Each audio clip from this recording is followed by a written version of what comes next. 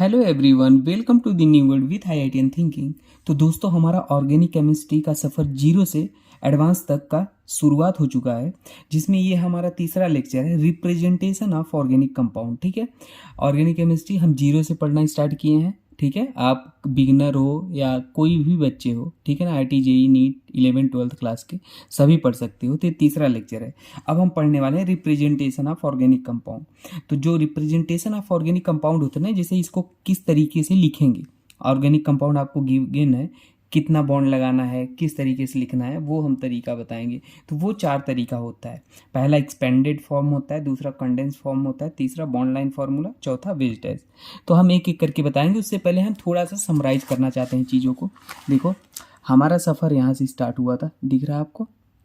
देखो, organic chemistry यहाँ से जीरो से स्टार्ट किया। हमने पढ़ा बेसिक ऑर्गेनिक केमिस्ट्री में, ठीक है ना, बर्जीलियस की थियरी, मोहलर, कोल्बे। उसके बाद हमने पढ़ा new definition of organic compound, फिर पढ़ा क्लासिफिकेशन ऑफ ऑर्गेनिक कंपाउंड, जो कि हमने एक एक चीज़ें अच्छे से डिस्कस कर लिया है। ठीक है, आज हम पढ़ने वाले हैं ये, ठीक है ना। तो आइए हम इसको स्टार्ट करते हैं पढ़ना। ठीक है, देखो, तो पहला फॉर्म हमारा क्या था, हमने चार बताया, expanded form, condense form, bond line formula. जिसमें पहला हम पढ़ने जा रहे हैं, थोड़ा सा हम इसको हाँ, अब देखो, तो जिसमें हम पढ़ने जा रहे हैं, दिख रहा है आपको। हाँ, पहला हम पढ़ेंगे एक्सपेंडेड फॉर्म में कैसे ऑर्गेनिक कंपाउंड को लिखते हैं। ठीक है ना, एक एक चीज़ पढ़ेंगे, आपको प्रॉपर समझ में आएगा, टेंशन नहीं लेना। ठीक है ना। देखो, एक्सपेंडेड फॉर्म क्या होता है, यहाँ पर जैसे मान लो हमारे पास क्या है, CH4 है। अब कोई ये मत घबराना कि सर ये कहाँ से आया, CH4 कहाँ से आया, किस एल्कीन है, एल्काइन है, क्या है, वो टेंशन मत लो। वो स्टेप बाय चलेगा प्रोसेस। पहले ये हम लिख लेते हैं रिप्रेजेंटेशन, फिर वो सीखेंगे, नेमिंग में सीखेंगे, कैसे कितना बॉन्ड लगना है, वो सब सीखेंगे। ठीक है, जैसे ये CH4 है, ठीक है ना। तो एक्सपेंडेड फॉर्म में होता क्या है ना, यहाँ पे जो सारे बॉन्ड्स होते हैं ना, यहाँ पे सारे मतलब ऑल बॉन्ड्स, सारे एटम्स के बीच, दिख रहा है, बीच की बॉन्ड को दर्शाना। ठीक है ना, देखो दिखाते हैं, अभी एग्जांपल करते हैं, दर्शाना पड़ता है। ठीक है, जैसे देखो कैसे हम बोल रहे हैं, CH4 है, तो ये हमारा आपको दिखाना है एच सभी बॉन्ड को दिखाना है इसमें। ठीक है ना, एक्सपेंडेड नाम ही है, फैलाकर। तो देखो, ये CH4 समेट कर लिखा हुआ था, इसको फैला के लिख दो, सारे बॉन्ड दर्शा दो। ठीक है ना। अब ये सिंगल बॉन्ड क्यों आया, डबल बॉन्ड क्यों नहीं आया, ये आपके मन में डाउट होगा, तो इससे मत घबराओ। ठीक है ना, ये तो हम सीखेंगे एल्केन एल्काइन अभी नॉमेनक्लेचर में कैसे आ रहा है। लेकिन हम अगर आपको पिछली क्लास आप पढ़े हैं तो हम बता दें, CH4 किससे आता है, एल्केन से आता है। किससे आता है, एल्केन। और एल्केन कैसे पता चला एल्केन से, क्योंकि एल्केन का फॉर्मूला होता है CnH2n+2। ठीक है ना, ये हम थोड़ा रिवाइज करा रहे हैं, बाकी घबराने की जरूरत नहीं है। देखो, CnH2n+2 होता है, तो कार्बन एक है, तो मतलब n बराबर क्या होना चाहिए, एक होना चाहिए, तभी ये बनेगा C1H2(1+2), तो CH4 आ गया। ठीक है ना, अब हमें CH4 आ गया इस फार्मूले से, n बराबर एक रख दो यहाँ फार्मूले में, तो यही आ जाएगा। तो हमें पता चल गया ये एल्केन ही था, क्योंकि एल्केन का फार्मूला यही होता है। और हमें पता है एल्केन में क्या होता है, हमेशा सिंगल बॉन्ड होता है। क्या होता है, सिंगल बॉन्ड। तो सारे सिंगल बॉन्ड दिखा दिए हमने। ठीक है, थोड़ा सा आइडिया दिया हमने, बाकी इसमें कंफ्यूज नहीं होना। ठीक है ना, टेंशन नहीं लेना। जैसे मान लो आपके पास और लिखा है, क्या लिखा है, C2H5, ठीक है ना, Cn, ये लिखा है। तो इसको हम कैसे लिखेंगे, फैला के, ऐसे ऐसे हाइड्रोजन को दिखा दो। ठीक है ना, कहाँ 3 हाइड्रोजन लगाना, कहाँ 2 लगाना, घबराना नहीं, ये सब चीज़ें जानेंगे। और C ट्रिपल बॉन्ड यानी ऐसे दिखा सकते हैं। ठीक है, अब एक चीज़ हमेशा याद रख लेना दोस्तों, जो कार्बन होता है ना, कार्बन को हमेशा 4 हाथ होना चाहिए, ये याद रख लेना, क्योंकि कार्बन की जो वैलेंसी होती है 4 होती है, 4 हाथ होना चाहिए। तो देखो, कोई भी कार्बन देख लो, उसके 4 हाथ होंगे। देखो, इसे देख लो, 1 2 3 4, इसे देख लो, 1 2 3 4, इसे देख लो, 3 इधर है, 1 इधर है, 4 है। तो वो 3 कहाँ होगा, 2 कहाँ होगा, वो तो हम बताएंगे आपको, लेकिन ये याद रख लो कि 4 हाथ होंगे। ठीक है ना, और नहीं है तो हाइड्रोजन लगा के पूरा करेंगे। ठीक है, तो ये होता है एक्सपेंडेड फॉर्म। एक्सपेंडेड फॉर्म में क्या होता है, जहाँ सारे एटम्स के बीच बॉन्ड्स को दर्शाना पड़ता है, सारे एटम्स के बीच की बॉन्ड को दर्शाना पड़ता है, ठीक है ना। अब देखो अगला हम देखते हैं, अगला हमने एक्सपेंडेड फॉर्म पढ़ लिया। दूसरा हम पढ़ेंगे कौन सा, दूसरा इसमें इंपॉर्टेंट जो है ना कौन सा है, एक बॉन्ड लाइन फार्मूला है और एक एक्सपेंडेड फॉर्म है, ठीक है ना। अब दूसरा है कंडेंस फॉर्म।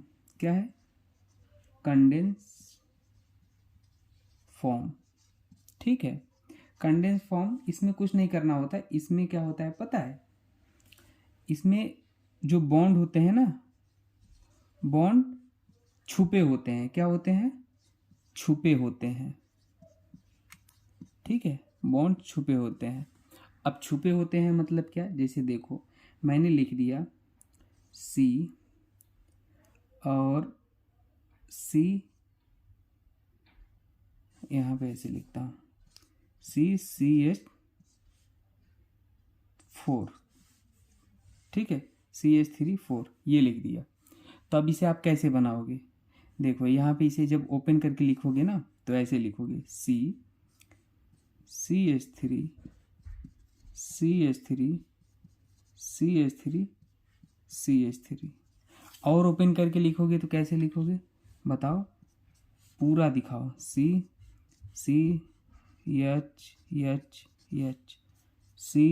पूरा ओपन करके देखो।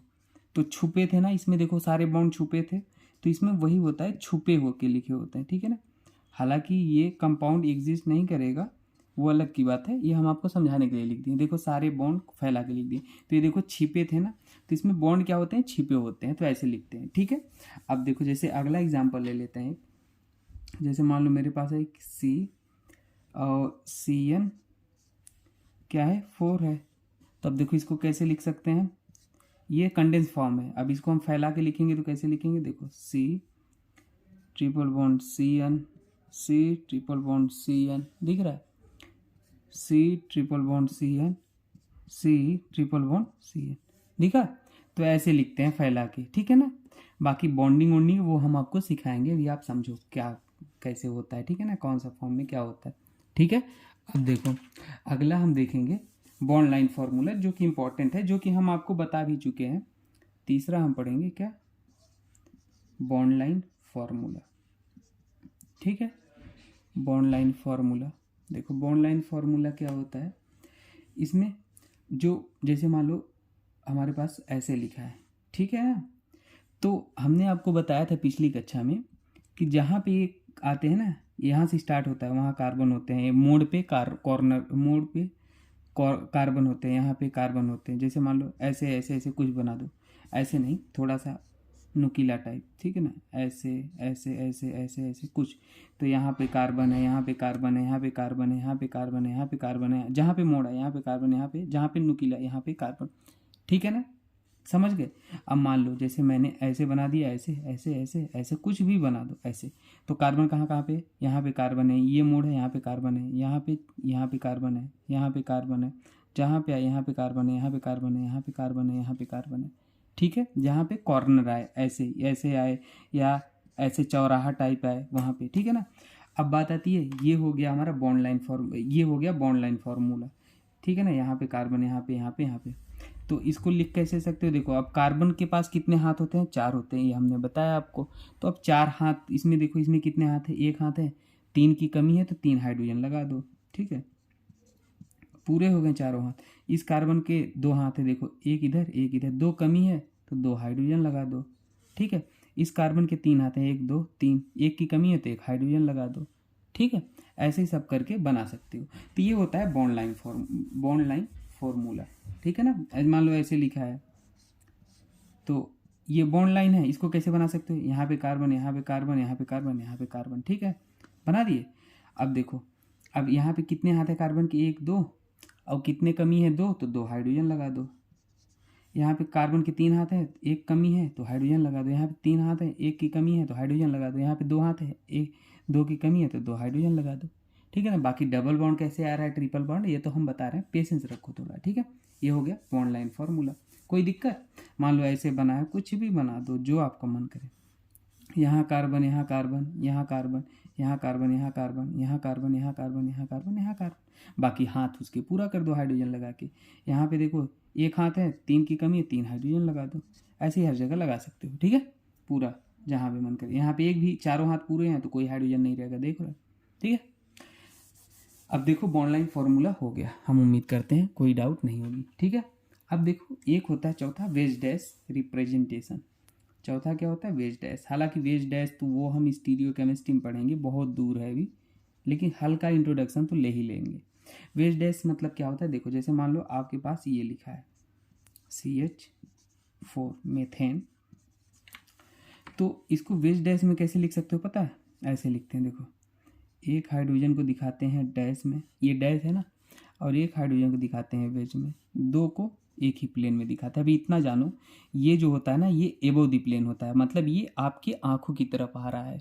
कहाँ? ये मतलब आपकी तरफ देख रहा है, और ये आपसे दूर जा रहा है, मतलब दूर जा रहा है, दूर क्या? पीछे, ठीक है ना। तो ऐसे समझो, इसको बोलते हैं क्या? वेज, और इसको बोलते हैं डैश। डैश वाला क्या होता है? अवे फ्रॉम ऑब्जर्वर, आपसे दूर जा रहा है, ये टूवर्ड्स ऑब्जर्वर, आपकी तरफ आ रहा है, ठीक है। तो ये होता है वेज डैश रिप्रेजेंटेशन, ठीक है। अब हम आपको समझाते हैं, थोड़ा सा चीज़ें समझाएंगे। क्या समझाएंगे? बोलो। थोड़ा सा हम आपको ये समझा देते हैं कि बॉन्ड के बारे में इंफॉर्मेशन दे देते हैं, ठीक है ना। बॉन्ड के बारे में इंफॉर्मेशन दे देते हैं। सिग्मा बॉन्ड क्या होता है, पाई बॉन्ड क्या होता है, सिग्मा और पाई बॉन्ड। थोड़ा सा क्योंकि पढ़ रहे हैं तो बहुत ही अच्छे से पढ़ते हैं, ठीक है ना चीज़ें। जैसे सिग्मा बॉन्ड क्या होता है पता है? सिग्मा बॉन्ड तब बनता है हमारा जब हमारा हेड ऑन ओवरलैपिंग होता है। क्या? Head on overlapping. ये सब इनऑर्गेनिक केमिस्ट्री का पार्ट है, लेकिन हम सोचते हैं आपको इंट्रोडक्शन आना चाहिए थोड़ा थोड़ा सभी का, ठीक है ना। तो head on overlapping, head on overlapping क्या होता है? जैसे देखो हमारे पास एक s ऑर्बिटल है, एक p ऑर्बिटल है। ज़्यादा टेंशन मत लेना, ये चीज़ें अभी समझा रहे हैं, समझ लो, इनऑर्गेनिक केमिस्ट्री का पार्ट है। s ऑर्बिटल गोला होता है, p ऑर्बिटल ऐसे डमरू का आकार का होता है, ऐसे होता है, ठीक है ना। तो देखो जब ये ओवरलैपिंग करा दो, इनका क्या करा दो? ओवरलैपिंग करा दो, ओवरलैपिंग करा दो। ओवरलैपिंग मतलब ये पास में आ जाएंगे, देखो ये ऐसे हो गया और ये आधा इसमें आ गया और ऐसे हो गया। तो देखो ये पार्ट ओवरलैप कर रहे हैं ना, हेड हेड ओवरलैप, इसका है, इसका हेड ये, इसका हेड ये, दोनों ओवरलैप कर रहे हैं। तो क्या होता है? ये सिग्मा बॉन्ड का फॉर्मेशन होता है, ठीक है ना, हेड हेड का ओवरलैपिंग। अब जैसे मान लो एक डंबल, एक एस होता, दूसरा एस होता, वो दोनों भी ओवरलैप करते थे, हेड हेड करते, ये भी सिग्मा बॉन्ड बनाता है, ठीक है ना। तो ये भी सिग्मा बॉन्ड बनाएगा, ये भी सिग्मा बॉन्ड बनाएगा। बात समझ रहे हो? आप कहोगे सर पाई बॉन्ड कब बनता है? तो देखो पाई बॉन्ड भी बताते हैं। जैसे मान लो पी और पी क्या था? डमरू का आकार का था, तो एक ऐसे है, ठीक है, अब एक ऐसे है। देखो अगर यहाँ पे देखो इसका ओवरलैप कराओगे ऐसे, तो अभी तो हेड हेड ही ओवरलैप कर रहे हैं, एक ही देखो, एक ही कर रहा है ना, तो ये सिग्मा बॉन्ड ही बनाएगा। लेकिन पाई कब बनाएगा? देखो जब ऐसे करो, ऐसे करो, अब देखो दो बार ओवरलैपिंग होगा, ये हेड भी कर रहा है, ये हेड भी कर रहा है। जैसे इसे पास में ले जाओगे तो देखो कैसे बनेगा, इधर भी आ रहा है, इधर भी, ये भी लैप ओवरलैप कर रहा है, ये भी ओवरलैप कर रहा है, तो यहाँ पे पाई बॉन्ड बनेगा। ये चीज़ याद रख लेना, ठीक है ना। तो साइड वाइज ओवरलैपिंग को पाई बॉन्ड कब बनता है? Side wise overlapping. क्या? साइड वाइज ओवरलैपिंग जहाँ होती है, साइड वाइज ओवरलैपिंग होती है, वहाँ पे क्या होता है? पाई बॉन्ड बनता है, ठीक है ना। इतनी बात समझ में आई आपको? पी कहाँ बना, पी ये समझा दिया। अब देखो एक चीज़ और समझाते हैं सिग्मा और पाई बॉन्ड के बारे में। सिग्मा बॉन्ड जो होता है ना, वो क्या होता है? स्ट्रांग होता है। क्या? थोड़ा स्ट्रांग होता है, मजबूत। और पाई बॉन्ड क्या होता है पता है? पाई बॉन्ड थोड़ा सा क्या होता है? वीक होता है। क्या होता है? कमज़ोर होता है। ये सब चीज़ें नोट करके लिखते चलना, ठीक है। ये सब चीज़ें समझ गए आप, सारी चीज़ें। अब देखो, अब एक चीज़ और बता देता हूँ। कभी भी सिंगल बॉन्ड दिख जाए तो हमेशा सिग्मा होता है, दो बॉन्ड दिख जाए तो एक सिग्मा होता है, एक पाई होता है। ट्रिपल बॉन्ड दिख जाए तो उसमें एक सिग्मा होता है, दो पाई होता है, ठीक है। समझ के बाद अब उम्मीद करते हैं सारी चीज़ें आपको समझ में आएंगी, ठीक है। जैसे एक एग्जांपल लेते हैं, ये वाला ऐसे ले लेते हैं, ठीक है। अब इसमें पूछेंगे कितने सिग्मा कितने पाई हैं, तो सबसे पहले इसमें पूरे हाइड्रोजन बना लो, जैसे बताऊँ कैसे। यहाँ कार्बन, यहाँ कार्बन, यहाँ कार्बन, यहाँ कार्बन, यहाँ कार्बन, यहाँ कार्बन, यहाँ कार्बन। फिर इस कार्बन की एक हाथ है, 3 की कमी है तो 3 हाइड्रोजन लगा लो, ऐसे सब बना लो। यहाँ पे 2 हाइड्रोजन लगेंगे, ठीक है ना। यहाँ पर भी 2 हाइड्रोजन लगेंगे, यहाँ पे 3 हाइड्रोजन लगेंगे, ठीक है। फिर काउंट कर लेना, यहाँ पे 1 2 3, यहाँ पे 1 2, ठीक है ना, यहाँ पे 1 हाइड्रोजन। तो कितने सिग्मा बॉन्ड है देख लो भाई, कितने हैं जल्दी से गिनो। 3 4 5 6 7 8 9 10 11 12 13 14 15 16 17 18 19 20 21 22 22 हैं, ठीक है ना। फिर से काउंट कर लो, 3 3 6 3 9 9 और 10 11 12 13 14 15 16 17 कंफ्यूज हो गए थे, फिर से काउंट कर लो आराम से। देखो 1 2 3 4 5 6 7 8 9 10 11 12 13 14 15 16 17 18 19 20 21 22 22 सिग्मा बॉन्ड है, ठीक है। और पाई बॉन्ड एक भी नहीं है, पाई बॉन्ड 0 है। समझ गए? तो इतनी बात समझ में आ गई, हम आपको काउंट करना सिखा दिए, ठीक है। अब देखो अगला चीज़ हम आपको समझाना चाहते हैं, ठीक है। ये चीज़ें अगर आपको डाउट होंगी तो कमेंट में पूछ लेना, बाकी है आसान। अब अगली चीज़ हम समझाना चाहते हैं क्या, हाइब्रिडाइजेशन। हाइब्रिडाइजेशन ऑर्गेनिक केमिस्ट्री में हाइब्रिडाइजेशन आप कैसे पढ़ते हो, ठीक है। देखो हाइब्रिडाइजेशन का जो हम आपको ट्रिक बताएंगे वो क्या होता है, सबसे पहले निकालने का जो स्टेरिक नंबर इसमें कैसे निकालते हैं, sigma bond plus lone pair अगर कितना आ जाए, ये 4 आ जाए तो जो हाइब्रिडाइजेशन होगी वो कितना होगा, ट्रिक भी बताएंगे, 3 sp3 होगा। और अगर ये 3 आ जाए तो हाइब्रिडाइजेशन हमारा sp2 होगा। अगर ये 2 आ जाए तो हाइब्रिडाइजेशन sp होगा, ठीक है। और ट्रिक हमारा क्या कहता है, ट्रिक हमारा ये कहता है अगर सिंगल बॉन्ड दिख गया तो sp3, डबल बॉन्ड दिख गया तो sp2 और ट्रिपल बॉन्ड दिख गया तो sp। ये केवल तभी लगाना जब केवल कार्बन और हाइड्रोजन गिवन हो, ट्रिक ये कहता है, ठीक है। अब एग्जाम्पल लेके बताते हैं, जैसे देखो CH4 है, ठीक है, CH4 है तो इसमें पहले फार्मूला से करेंगे। कितने सिग्मा बॉन्ड हैं, देखो 1 2 3 4, 4 सिग्मा बॉन्ड है। लोन पेयर कार्बन पे कितने हैं, कार्बन का हाइब्रिडाइजेशन निकालना है, ठीक है। तो कार्बन का निकालें तो कार्बन पे लोन पेयर कितने हैं, 0 है। अब कोई कहेगा लोन पेयर कैसे निकालते हैं, तो देखो लोन पेयर का तो तरीका दोस्तों आपको आना चाहिए, नहीं आता तो फिर भी सिखाते हैं। देखो कार्बन की वैलेंसी कितना होती है, कितनी होती है, देखो 2,4। अगर नॉर्मल इलेक्ट्रॉनिक कन्फिग्रेशन क्लास 9 में पढ़ते हो ऐसे होता है, 4 होता है। तो कार्बन के वैलेंस इलेक्ट्रॉन में 4 इलेक्ट्रॉन है वह बाहरी कक्षा में, और 4 इलेक्ट्रॉन है, चारों बॉन्ड बना लिए, 1 2 3 4। कार्बन पे बचे कितने इलेक्ट्रॉन, एक भी नहीं बचे, तो लोन पेयर 0। समझ गए? इस तरीके से निकालते हैं। तो लोन पेयर 0 तो 4 आ गया, और 4 आ गया मतलब sp3, 4 आ गया मतलब sp3। बात समझ गए? इतनी बात समझ में आनी चाहिए आपको। अब देखो ट्रिक भी निकाल सकते हो, तो ट्रिक से मैंने क्या बताया, अगर सिंगल बॉन्ड दिख गया तो sp3, देखो यहाँ सिंगल बॉन्ड दिख गया तो डायरेक्ट sp3 कर दो, ठीक है। अब देखो थोड़ा सा आगे बढ़ते हैं, मान लो कुछ भी लिखा हो, C डबल बॉन्ड H और C H H H H H H।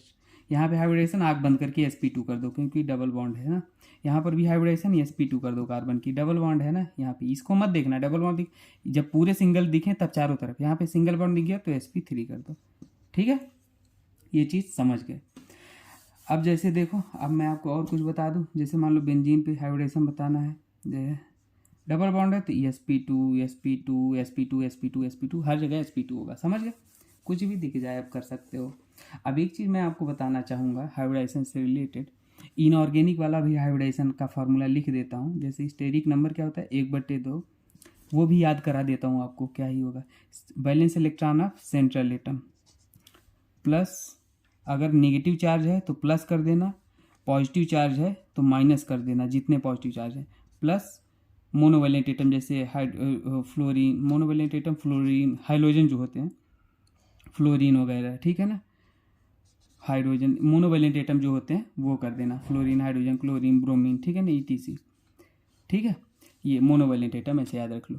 तो जैसे मान लो हमारे पास क्या है, SF6 है, इसका हाइब्रिडेशन कैसे निकालोगे, 1/2, सल्फर सेंट्रल एटम है, सेंट्रल एटम जो कम अमाउंट में हो, ठीक है ना, जो कम नंबर में हो।